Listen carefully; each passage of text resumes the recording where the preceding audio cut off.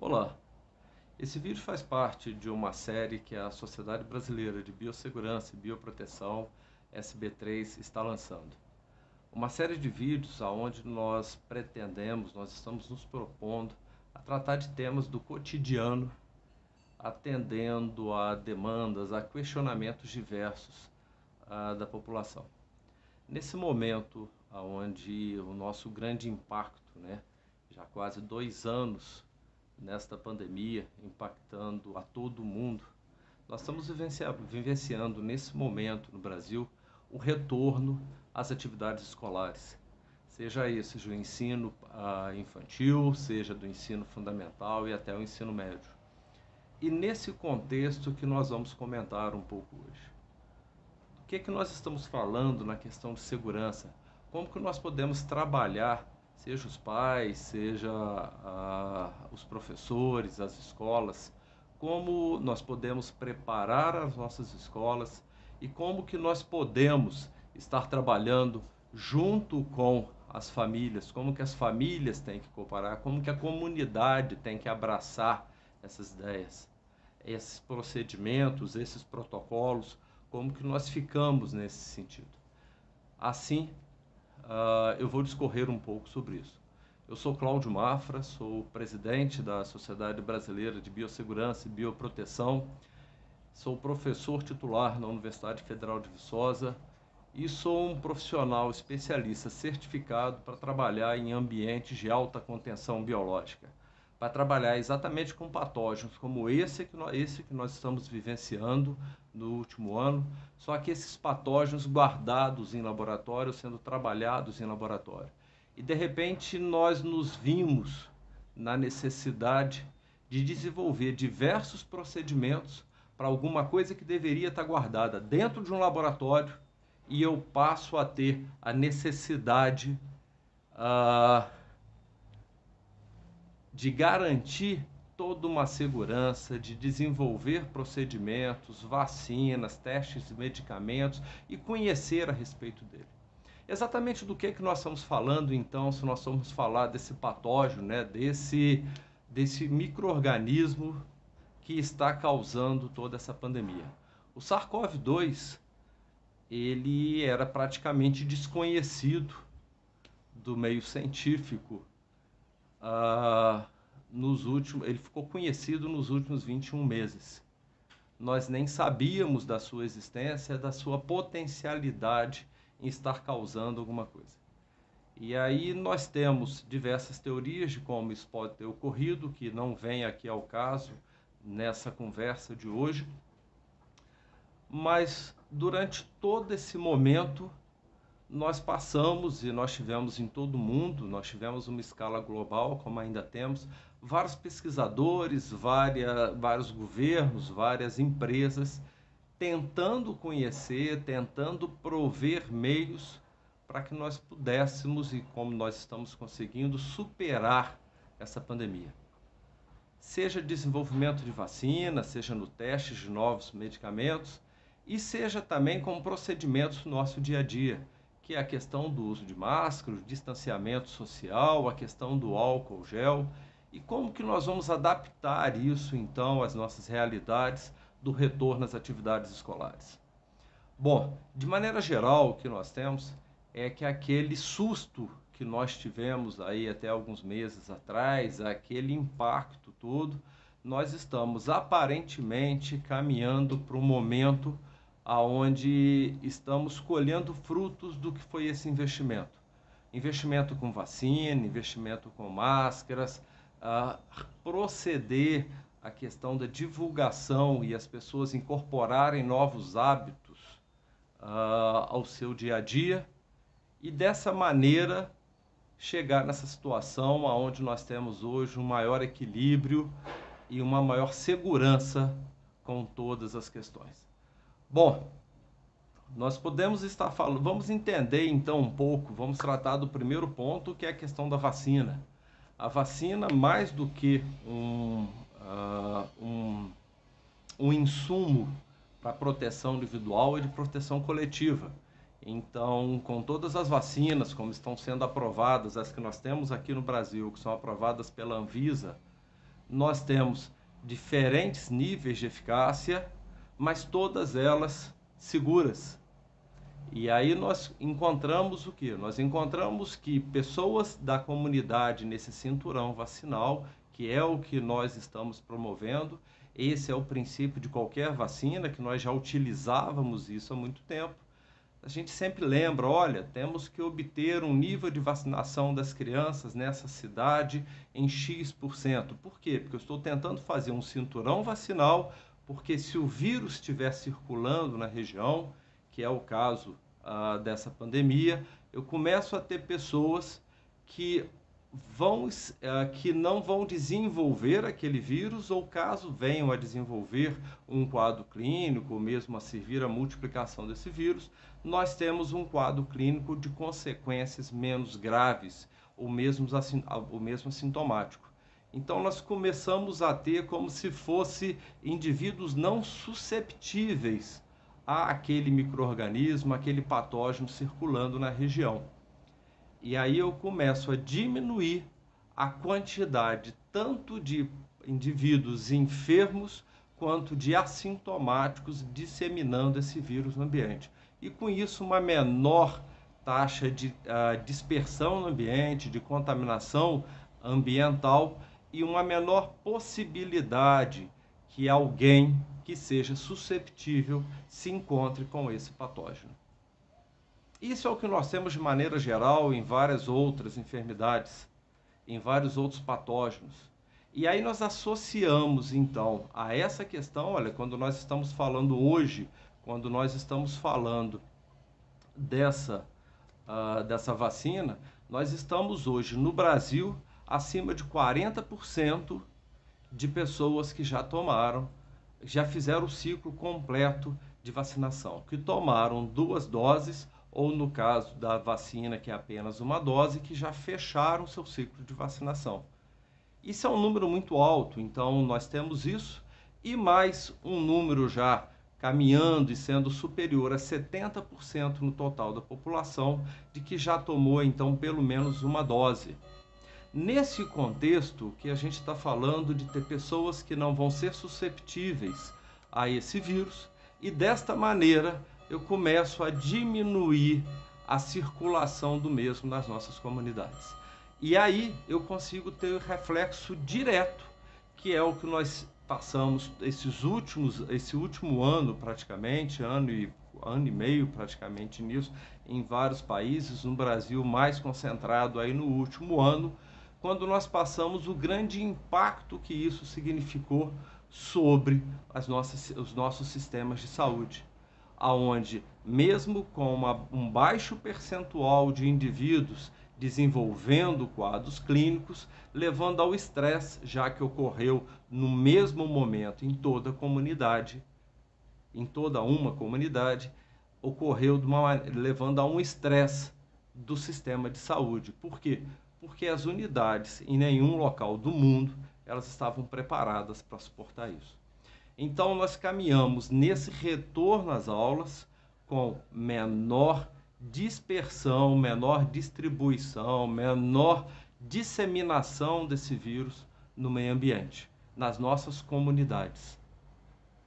Bom, então nós começamos a ter uma curva, aparentemente, e aí nas estimativas, nas predições, mesmo do moderado para o sucesso, certo? Para o otimista, aonde a nossa tendência de curva ela está dentro dos limites que os nossos sistemas de saúde locais eles conseguem absorver eventuais casos ou surtos que venham a acontecer.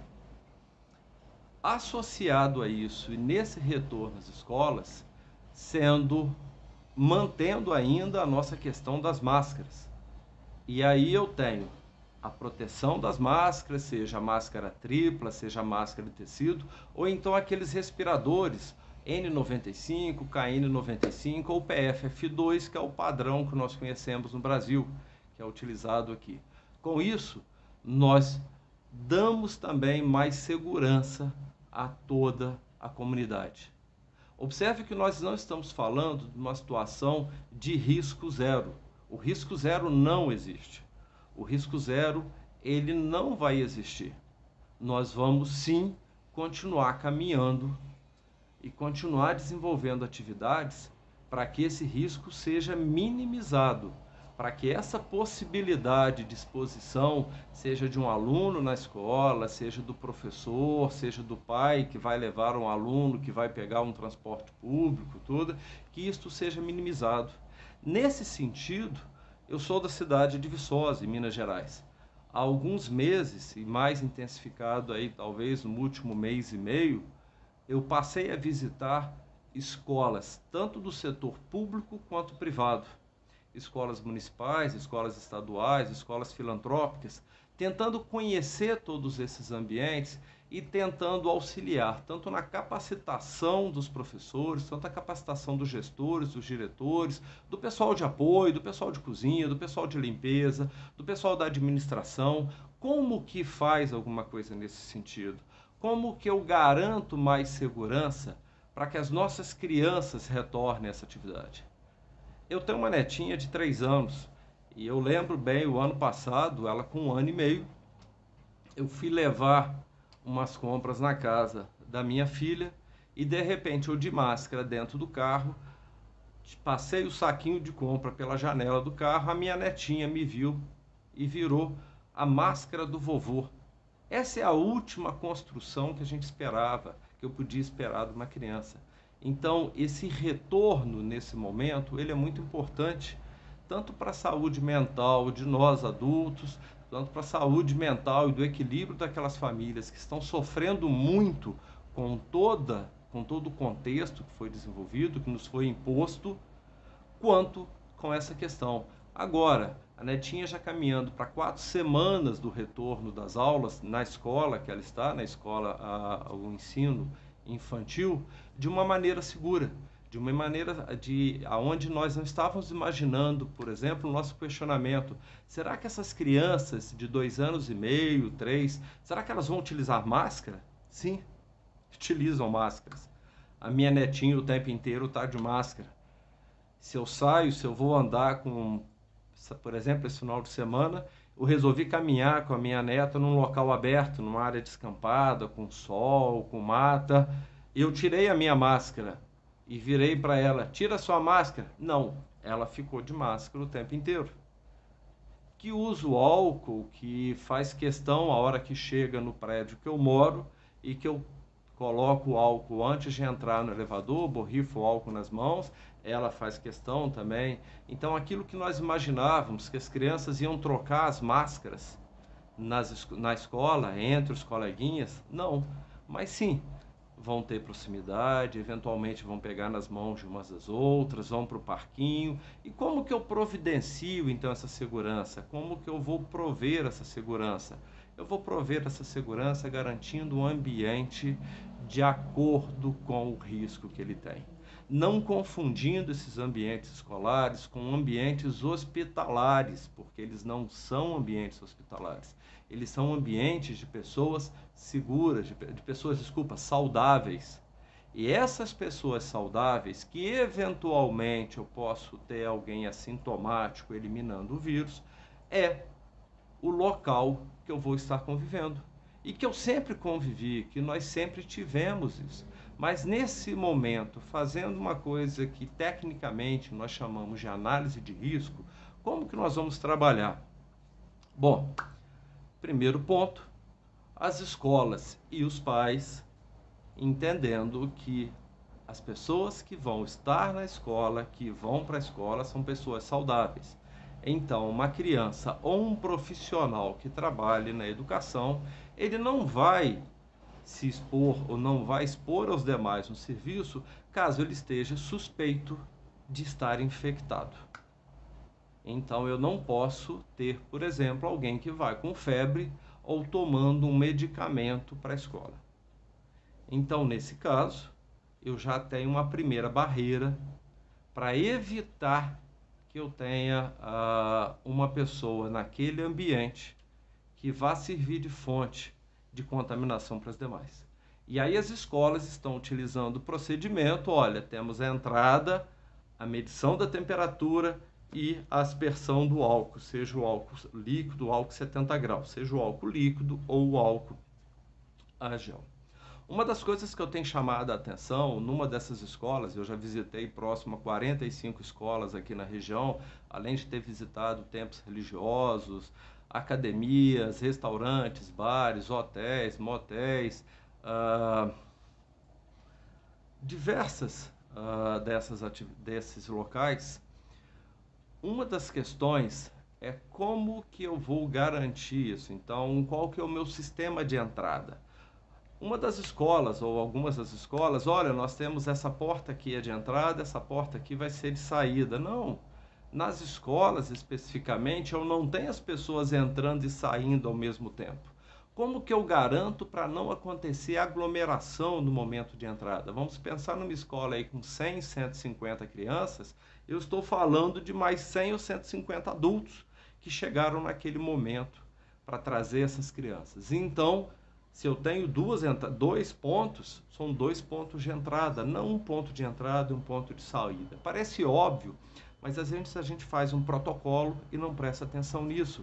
Aquele totem que está lá dentro na área do refeitório, que está lá dentro na porta do banheiro, nesse momento de entrada, aquele totem de álcool, ele não precisa estar lá dentro.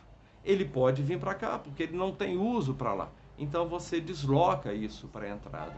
Ou seja, modelos que eu consigo agilizar a entrada, que eu minimizo a possibilidade de aglomeração.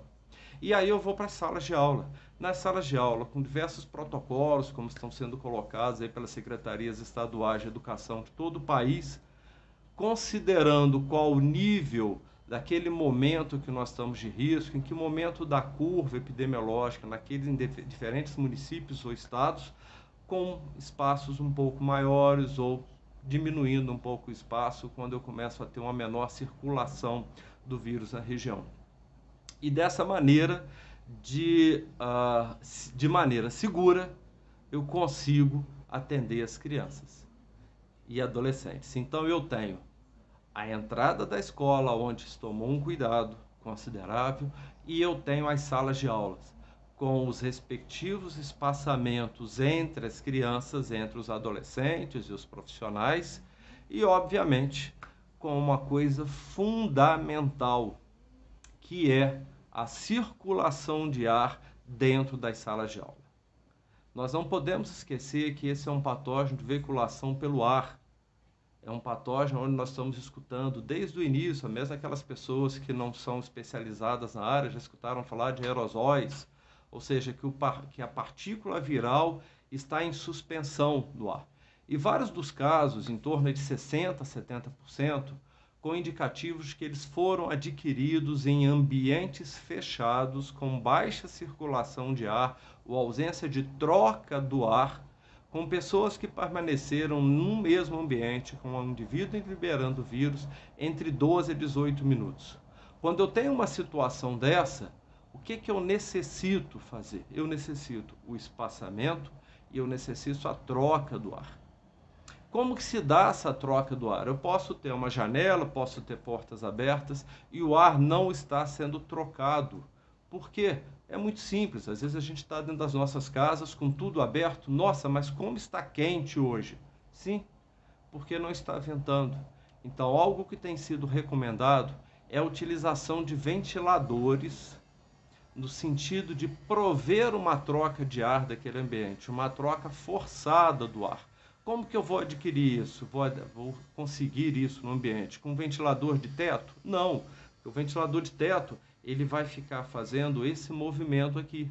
Seja no sentido que ele sopre, ventile para baixo, ou ele coloque para cima. O ar vai ficar restrito dentro do ambiente. Vamos imaginar uma sala de aula com 40 metros quadrados e 3 metros de pé direito, 3 metros de altura. Nessa sala, eu tenho 120 metros cúbicos de ar.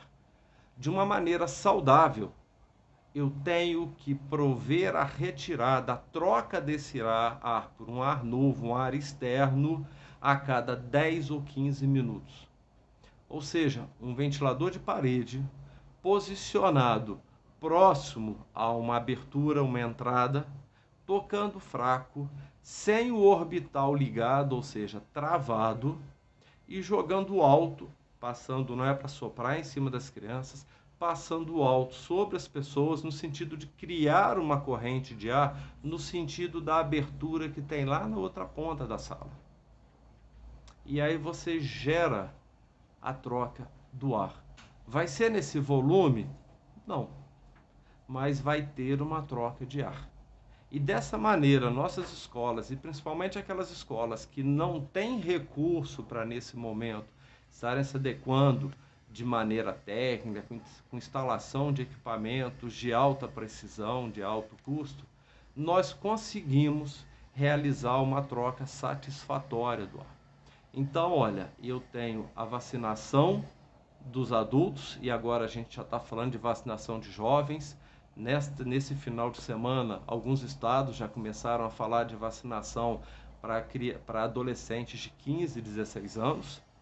Nós, nesse momento, temos vacina para aqueles seguras, já aprovadas seguras, para adolescentes a partir de 12 anos. Novos testes estão acontecendo em outros locais do mundo, em outros países, para tentar verificar a segurança para mais jovens, mas o que nós temos é até 12 anos, e já temos então a vacinação acontecendo acima de 15 e 16 anos nessa semana.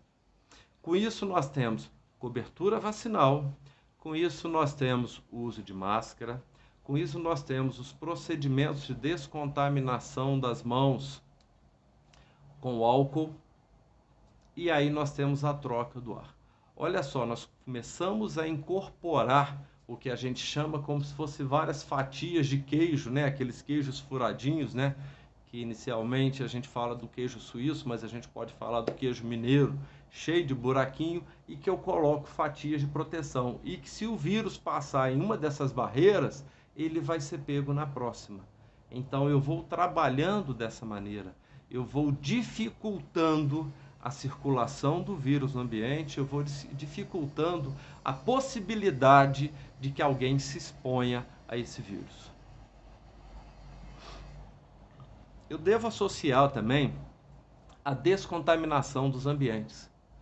E essa descontaminação que nós já fizemos no serviço público, eu tive a oportunidade de visitar uma empresa de transporte coletivo da cidade logo no início, e como que é prover segurança para que as pessoas não se contaminassem dentro daquele ambiente. Então, olha, circulação de ar dentro do ônibus, descontaminação dos locais onde as pessoas seguram, distanciamento das pessoas dentro do ônibus, lotação. É o que nós estamos trabalhando hoje nas nossas outras atividades, e estamos colocando também de uma maneira adaptada nas escolas. Então, quando nós falamos também da descontaminação, vamos falar da descontaminação do nosso ambiente escolar.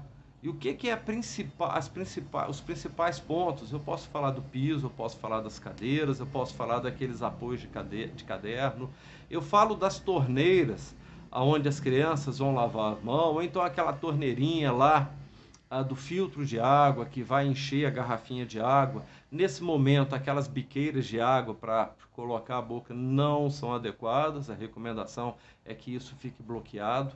Mas eu tenho o uso do banheiro naqueles momentos mais de intervalo entre as aulas, né, o recreio. Como que eu vou prover segurança? A recomendação é, olha, ter alguém circulando, lembrando que não é um ambiente hospitalar, é um ambiente comum com pessoas saudáveis, e que não vai estar preocupado, olha, alguém colocou a mão ali naquela torneirinha, então antes de alguém colocar a mão, alguém tem que se contaminar. Não, mas um sistema onde nos momentos de maior uso eu tenho uma pessoa que está fazendo a descontaminação.